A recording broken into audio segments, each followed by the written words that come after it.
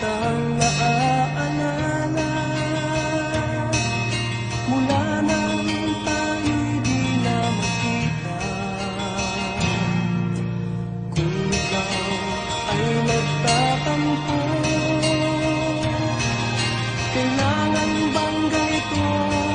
Bakit hindi natin muling ibalik ang tamis ng pag-ibig, muling pagbigyan ng pusong nagmamahal, muling ibalik ang tamis ng pag-ibig sa